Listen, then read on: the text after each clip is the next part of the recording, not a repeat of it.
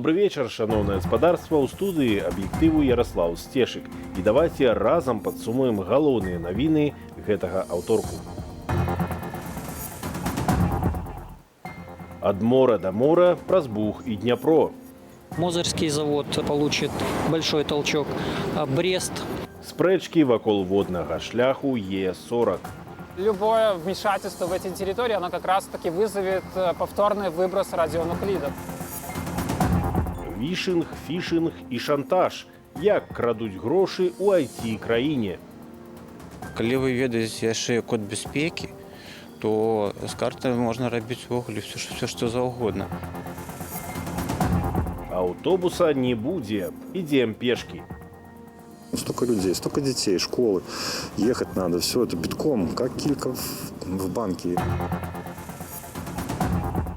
Ад мора да мора. Беларусь, Украіна і Польшча на дзяржаўным узроўні абмяркоўваюць, як аднавіць водны шлях, які спалучае украінскі Херсон з польскім Гданьскам, праз Берасці і Пінск. Якія выгады прынясе праект і якія падводныя камяні можна спаткаць, высвятляў Александр Папко. З Балтыкі да Чорнага мора праз Беларусь. Перамовы ў справе будаўніцтва новага воднага шляху пройдуць да канца года. Пра гэта заявіў прэм'ер Сергей Румас пасля сустрэчы са сваім украінскім калегам Алексеем Гончаруком у Лондоне, на якія прыбыткі разлічваюць Менск і Киев.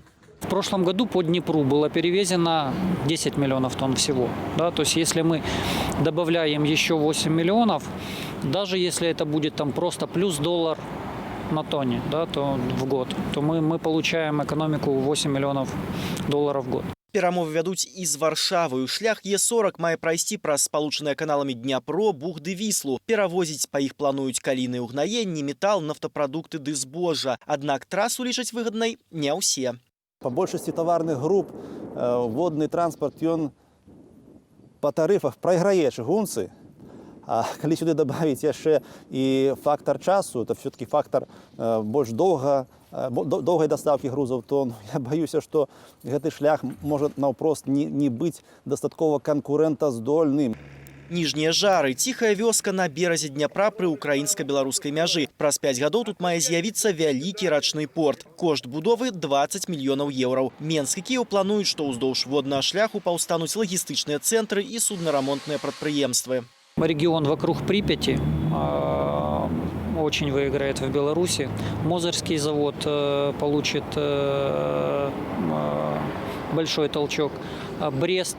Аднак караблі класу мора-рака могуць хадзіць толькі да Кіева. Далей давядзецца паглыбляць дно і будаваць шлюзы. Украінскі ўчастак самы развіты. У яго трэба ўкласці ўсяго 30 мільёнаў еўраў. Беларусі паглыбленне Дняпроўска-Бугскага каналу і Прыпяці можа каштаваць да 170 мільёнаў. А Польшчы трэба ўвогуле будаваць новы канал коштам 9 мільярдаў еўраў. На думку Алесі Герасіменкі, выдаткі Беларусі могуць быць яшчэ вышэйшыя за афіцыйныя падлікі. Па нашых ацэнках, каб организовать тут рух по 4-м классе судоходства, необходимо не меньше за $1 мільярд потратить. Фінансавыя выдаткі, на думку Алесі Герасіменкі, не адзіная перашкода. Будова шлюзаў на нізкіх берагах Прыпяці прывядзе да затаплення вялікіх тэрыторыяў. На дне ракі ляжыць радыеактыўны глей, нагадваюць эколагі. Путь пролегает через Чернобыльскую зону, то есть территория загрязнена радионуклидами, и любое вмешательство в эти территории, оно как раз-таки вызовет повторный выброс радионуклидов. Будову Е40 абмяркуюць на міжнароднай канферэнцыі, у якой возьмуць удзел не толькі Беларусь, Украіна ды Польшча, але і Нідерланды. Аднак ні даты, калі водны шлях мае запрацаваць, ні крыніцаў фінансавання праекту улады пакуль не называюць. Александр Папко, Белсад. Выборы депутатаў Палаты прадстаўнікоў былі непразрыстыя. Так назіральная місія АБСЕ падвяла вынікі галоўнай выбарчай кампаніі гэтага года. Кіраўніца назіральнікаў Корен Йонкер падкрэсліла, што справаздача БДИПЧ АБСЕ – гэта бесстаронная канстатацыя фактаў. Калі казаць пра перадвыбарчы перыяд, то адно з пытанняў, якое выклікае нашу заклапочанасць, гэта фармаванне выбарчых камісіяў. У выбарчых участковых камісіях 97% складаюць праўладныя вылучэнцы, і гэта велізарны дысбаланс у складзе камісіяў, дзе проста неабходнае шырокае прадстаўніцтва розных палітычных партыяў і кандыдатаў. Таксама важна, каб сябры выбарчых камісіяў мелі магчымасць працаваць незалежна ад мясцовых уладаў. Місія АБСЕ зафіксавала перашкоды для працы назіральнікаў, якім выбарчыя камісіі не дазвалялі паглядзець спісы выбарцаў, наблизиться до скрыняў для галасавання, каб праверыць цэласнасць печаткі, а пазней адсочваць працэдуру падліку галасоў. Не абвяшчалі і вынікаў падліку, якія можна было б зверыць з выніковымі пратаколамі, ды пераканацца, што яны адпавядаюць рэчаіснасці. Па Беларусі пракацілася хваля кіберзлачынстваў. Ахвярамі дыстанцыйнага крадзяжу грошай сталі сотні, а то і тысячы грамадзянаў. Заўтра Міністэрства ўнутраных справаў збірае адмысловую прэс-канферэнцыю ў супрацьдзеянні злачынствам у галіне высокіх тэхналогіяў. А мы давайце загадзя высветлім, у каго цэляцца кіберзлачынцы і як ім супрацьстаяць. Зміцер Міцкевіч. 3 мільёны долараў скралі кіберзлачынцы ў беларусаў толькі сёлета. Колькасць ахвяраў каля 6 тысячаў чалавек. Гэтак цяпер праваахоўныя органы шукаюць зламыснікаў, якія скралі грошы як мінімум 4 пенсіянерак. Схема нехітрая. У сацыяльнай сетцы «Аднакласнікі» пенсіянеркам паведамлялі, што яны атрымалі грашовыя прызы. Каб іх забраць, прасілі паведаміць звесткі банкаўскай карткі. Нумер і тэрмін дзеяння гэтага, в прынцыпе, ўжо дастаткова, каб у некаторых крамах зрабіць аплату. А калі вы ведаеце яшчэ код бяспекі, то з картай можна рабіць увогуле все, што заўгодна.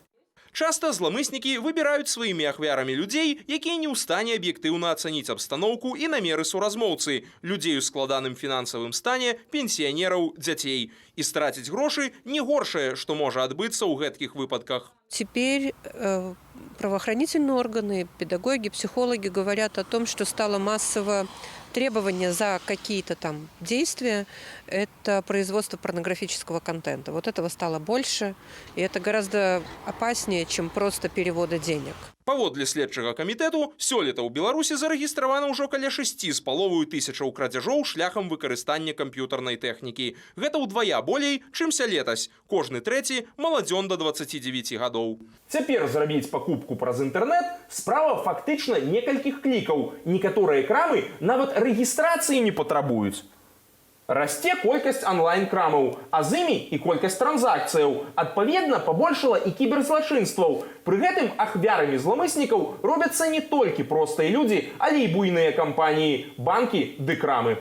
Самы вядомы з апошніх выпадкаў – кастрычніцкі крадзеж звестак больш за 60 мільёнаў кліентаў расейскага Сбербанку. На меркаванне Сергея Чарнавокага тут віна можа ляжаць на працаўніках банку, але мы штодня маем шансы запрасіць зламысніка ў свой камп'ютар. Дастаткова, каб чалавек зацікавіўся нейкім сумнеўным рэкламным банерам ці, можа, усталяваў нелегальную гульню, і тады разам з гульнёй, канешне, можа атрымаць сабе шкодныя праграмы, которые могуць некуды сліць, ну і прыватныя дадзеныя тыя ж. Таксама зламыснікі могуць выдаваць сябе за працаўнікоў банкаў або нават знаёмых ахвяры, калі ўзламаюць ейную старонку ў сацыяльных сетках ці проста створаць яе поўную копію. І, вядома ж, спрабуюць увайсці ў давер да людзей і папрасіць выручыць у складанай сітуацыі або атрымаць нечаканую спадчыну. То привязанность, вот эта эндорфиновая зависимость, она возникает очень просто. Я тебе буду каждое утро ставить лайк, буду хвалить твои фотографии, буду говорить, какой ты клёвый или какая ты замечательная. И ровно через 3 месяца любой взрослый, либо подросток, либо ребенок будет испытывать доверие к виртуальному знакомству. Адмыслоўцы рэкамендуюць абараняць дзяцей пры дапамозе адмысловых праграмаў, якія будуць адсякаць негатыўны кантэнт. Гэтую паслугу бясплатна прапаноўваюць усе правайдары. І, вядома ж, ніколі і нікому не паведамляць сваіх банкаўскіх рэквізітаў або звестак картак. Зміцер Міцкевіч, Белсат. Працягваем выданне «Аб'ектыву». Алімпійскія гульні ў Токіа могуць прайсці без расійскіх сцягоў.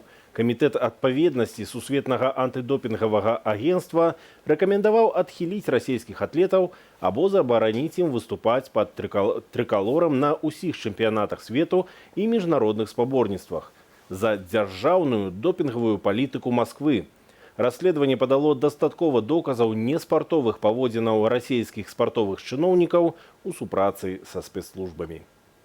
Працёк расійскага допінг-дэтэктыву. Калі выканкам сусветнага антыдопінгавага агентства прыслухаецца да рэкамендацый камітэту, Расію чакае спартовая ізаляцыя. Краіна цягам 4 гадоў не зможа нават прэтэндаваць на правядзенне буйных міжнародных турніраў. А спартоўцам дазволяць выступаць толькі ў нейтральным статусе, без сцяга ды гімну. Апытаныя намі масквічы лічаць, што такія абмежаванні занадта радыкальныя. Не хотят нас видеть лидерами, вот и все. Все страны применяют допинг, правильно? Да, и мы с вами давно знали еще с советских времен, что это так происходит. Это понятно, что когда наши спортсмены не будут участвовать, то шансы у других явно возрастают. Пасля Алімпіяды ў Сочы Расію абвінавацілі ў стварэнні дзяржаўнай сістэмы допінг-махінацыяў. Нібыта таксічныя допінг-пробы, узятыя ў спартоўцаў у 2012-2015 годах, замянілі на чыстыя. У схеме меліся ўдзельнічаць і дзяржструктуры, Мінспорту, Цэнтр спартовага рыхтавання ды ФСБ. Пасля расследавання краіну адхілілі ад удзелу ў зімовых гульнях 2018. Атлеты выступалі пад нейтральным сцягам.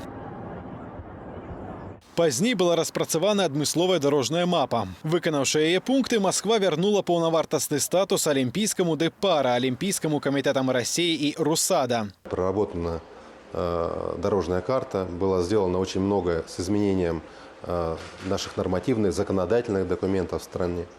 Была проделана большая работа с общественными организациями, членами Олимпийского комитета, спортивными федерациями. И самое важное, что за этот период мы сумели добиться серьезного сдвига в антидопинговой культуре в стране. Кіраўнік РУСАДА Юрий Ганус, які ўзначаліў арганізацыю ў 2017 годзе, у интервью BBC падкрэслівае, у агентства не было шансаў паўплываць на ситуацию. После заведения уголовных дел в отношении управляющих, в отношении Родченкова и той команды, которая работала в лаборатории, соответственно, материалы лаборатории находились под контролем Следственного комитета. Министр спорта говорил о каких-то технических исправлениях.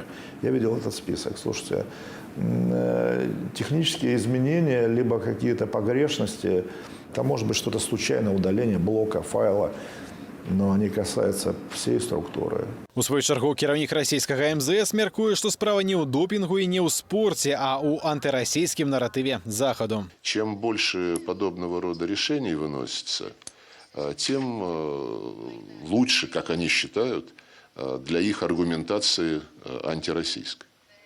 Но то, что эти страны непосредственно и затевают подобного рода ситуации, нам тоже хорошо известно. Прадстаўнікі ж міжнароднага алімпійскага камітэту ўжо заявілі, што падтрымліваюць рашэнне ВАДА. Праўда, канчатковага рашэння пакуль што няма. Выканкам сусветнага антыдопінгавага агентства разгледзіць рэкамендацыі на паседжанні 9 снежня ў Парыжы. Святлана Аўшарова, Всеволод Шлыкаў, Белсад. Літва адмовілася ад трохбаковых кансультацыяў з Беларусю і Фінляндыяй наконт перспектываў Астравецкай АЭС. Кіраўніца прэзідэнцкай групы замежнай палітыкі Літвы Аста Скайсгерыце падкрэсліла, што атамная станцыя ў Астраўцы праблема еўразвязу, а не рэгіянальная. Таму і развязваць яе маюць усе зацікаўленыя інстытуцыі з краінаў аб'яднанай Еўропы. Прапанову правесці трохбаковыя кансультацыі агучыў днямі ў Менску міністр замежных справаў Фінляндыі Пека Хааvisto пасля сустрэчы з Александром Лукашэнкам. Паводле фінскага палітыка, паколькі Літва лічыць станцыю небяспечнай, трохбаковая сустрэча экспертаў магла б змякчыць і развязаць найбольш праблемныя моманты. Менск прэтэнзіі Вільні па-ранейшаму адкідае, адзначаючы, што БелАЭС пабудаваная адпаведна рэкамендацыям МАГАТЭ. Літва, як і Польшча, выступае супраць якіх-кольвек паставак электрычнасці з Астравецкай АЭС у краіны еўразвязу. Едзеш зранку, не можаш увайсці ў аўтобус. Едзеш пасля абеду, аўтобусаў зусім няма. Такую карціну можна назіраць шмат у якіх мястэчках Беларусі і, сярод іншага, у глыбокім Віцебскай вобласці. Горад расце, але аўтобусная сетка за разбудовай не паспявае. Чаму, высветляла Юлія Цельпук. Ад канцавога прыпынку Дом культуры да Навабудаў 1,5 кіламетры пешкі. На іншых маршрутах у аўтобус не ўвайсці. Особенно если брать центр в сторону больницы, северный микрорайон. Там сейчас расстроен микрорайон, столько людей, столько детей, школы. Ехать надо, все это битком, как килька в банке. Ну, это ужас какой-то. Ну да, едут все в больницу. Гэта пра гадзіны пік, калі дзеці дабіраюцца да школаў і асноўная плынь у больніцу і на працу. У Яўгена Бельчанкова і працоўны графік, і іншы і праблема. Ад 14 до 16 гадзіны грамадскі транспарт ходзіць раз на 30-40 хвілін, а пасля 18 гадзіны адзіны і апошні рэйс каля 20-й. Сколько раз сам лично видел, человек заходит в маршрутку, достает кошелек, открывает, у него лежит проездной на ноябрь, и он платит 80 копеек в маршрутке. Ну, потому что ему на этом проездном доехать только на работу, а назад автобуса нету, допустим. Да, он двойную плату платит. Больница, паўночная, центр МКК Садовая. Найменьш доступные ці перагруженные напрамки. Как «семерка» ходит, например, рано утром с Садовой, а я сажусь на Дзержинского, вот возле Диониса. Она уже полная. Население растет, дома строятся, видите сами, как гробы. Больше ничего, что больше. Транспорт дать до обеда, чтобы ходил лишний, 2 автобуса. Возможно, я как бы увеличила частоту, как ходят автобусы, чтобы как-то, больше школьникам было бы проще добираться до школы. Жыхары Глыбокага складаюць зварот да дэпутата Уладзіміра Андрэйчанкі, бо мясцовая вертыкаль праблему не развязала. Ворша парк, якой на загад Лукашэнкі камплектуецца новымі аўтобусамі, пераганяе у Глыбокае старыя, няспраўныя. Кучу вложений надо в автобусы вложить. То же самое сейчас и за вторым поехали. Орша восстанавливать не берется. А куда новые автобусы не придут и не купит наше руководство новые автобусы, ничего у нас не поменяется. Райисполком тоже нам ничем не поможет. Он деньги ж нам не выделит. Андрейченко там обещал, не обещал в этом микрорайоне вашем школу построить. Свая школа ў мікрараёне Паўночны разгрузіла б прынамсі адзін напрамак. Але што з іншымі? Сродкаў на зручны транспарт няма ўжо дзясятак гадоў, але знаходзяцца на зручную для ўлады інфраструктуру. Юлія Цяльпук, Белсат. Кожны з нас можа трапіць у цяжкую сітуацыю і застацца без дому і сродкаў на жыццё. Таму варта дапамагаць адно аднаму. Грамадская арганізацыя «Отклік» у Менску раздае па 170 гарачых абедаў штодня бесхацінцам і маламаёмным. Валанцёрам дапамагла яшчэ адна арганізацыя. Цэнтр экалагічных ініцыятываў перадаў «Откліку» металічныя сталовыя прыборы на 220 асобаў, каб дабрачыннасць была больш экалагічнай і эканомнай. Галіна Абакунчык. Не з пластикавага, а металічнага посуду зараз харчуюцца ў пункце раздачы дабрачынных абедаў у Менску. Гэтак тут пачалі змагацца за здароўе, экалогію і дабрабыт. Валерій Ранкевіч – заўсёдны шэф-кухар грамадскай арганізацыі «Водгук», якая раздае дабрачынныя абеды менскім бесхацінцам і маламаёмым пенсіянерам. Экалагічна чысты посуд ацанілі з першай хвіліны і перадусім у зручнасці карыстання. Ой, какая прелесть! Смотрите, как хорошо наливать. Не то, что как раньше. Я вот наливаю в эту одноразовую посуду, она вся прогибается, морщится, а и от горячего сбегает, и потом так и боишься, чтобы не донести человеку. Металічны посуд адначасна на 220 карыстальнікаў пункту дабрачыннай раздачы харчавання ахвяраваў Цэнтр экалагічных рашэнняў. Мэта – прапаганда здаровага ладу жыцця і абарона прыроды ад экалагічна небяспечных пластиковых вырабаў. Все проблемы социально-экологические, они очень сильно связаны. Невозможно какой-то организации, вот как наша, решать экологические проблемы и оставаться безразличным к каким-то социальным. Разам з металічным посудам ахвярадаўцы перадалі «Водгуку» таксама пасудамыечную машыну, а гэта дапамагае развязаць пытанні не толькі экалогіі, але і эканоміі, што асабліва значна для дабрачыннай ініцыятывы. То, что у нас сейчас снята проблема мусора, потому что у нас же утилизации как таковой здесь нету, мы собираем в бачок и носим в мусорные ящики, выкладываем, и это уже... Постоянно, я вам скажу, вот как говорится из опыта, что где-то 250-260 рублей ежемесячно я выбрасывал в мусорный ящик. З надыходам халадоў лік бесхацінцаў і маламаёмых, якія прыходзяць па дабрачынныя абеды, павялічваецца ўдвая. І цяпер тут харчуюцца ад 120 до 170 чалавек. Таму любую дапамогу ў пункце харчавання прымаюць з падзякою да кожнага ахвяравальніка. Помогают кто чем может. Кто килограмм муки перенесет, кто-то там 2-3 килограмма сахара. Ну, так потихоньку, с Божьей помощью, со всего мира, с ниточкой рубашка. Пункт раздачы дабрачынных абедаў у Менску працуе больш за 10 гадоў. Колькасць сталых наведнікаў за гэты час толькі павялічылася. Галіна Абакончык, Белсат. Будьте уважливые на дорогах. Завтра месцамі чакаюцца кароткачасовыя ападкі ад дажджу да мокрага снегу. А значыць, магчымая галалёдзіца. Я з вами развітваюся. Але наперадзе размова Мацкевіча з жыццёва важнай тэмай. Чаму людзі на дзяржаўных прадпрыемствах так баяцца бараніць свае правы? І як перамагчы ціск з боку кіраўніцтва? Заставайцеся з Белсатам.